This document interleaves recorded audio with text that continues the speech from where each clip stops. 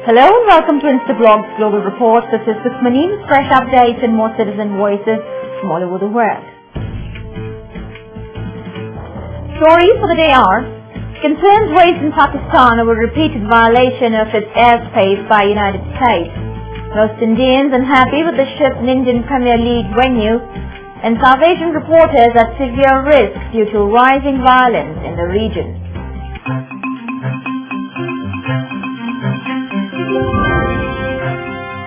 Various sources within Pakistan have raised serious concern over rising civilian casualties caused by US-led drone attacks within the country's tribal belt. CJ Karim Khan shares that repeated strikes may drive fundamentalists further into the Pakistani city.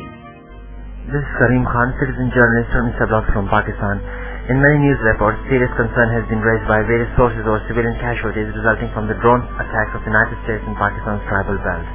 Yet US officials have claimed the attacks as a success and argue for continuing drone strikes to cripple Qaeda in Pakistani territory. On the other hand, a report published in the New York Times points to the possibility of increasing in militancy of terrorists as the drones may unite families and affect citizens and other tribesmen with the militants. General Byman of the Georgetown University thinks that drone strikes may drive Al-Qaeda and related militants inside Pakistani cities. For the anti-terrorist forces in Pakistan, this sounds like a call for tracking the borders between the cities and the territories occupied by the terrorists. With the final verdict out and South Africa being chosen as the venue for this year's Indian Premier League matches, cricket fans in India have declared the decision to be fairly unprecedented. Let's hear what Asita Priyanka has to say on the change in IPL venue. This is Priyanka, citizen journalist reporting from India on Instablogs. The decision to hold the domestic tournament abroad for a country like India in its entirety is something unimaginable and brings disgrace to a country. The BCCI, while announcing the decision, conveniently blamed the government's inability to ensure sufficient security for the smooth conduct of the tournament. I believe that in the best interest of domestic cricket and above everything else to prove a country's capability in holding such tournaments in safe environments, BCCI should have postponed the event until the conclusion of general elections. IPL is a very ritual which can wait to happen, not the franchise that occurs every 5 years. The country decisions will only bring disgrace to the country, and in the absence of any fans to watch, it would anyhow be a flop show going the ICL way.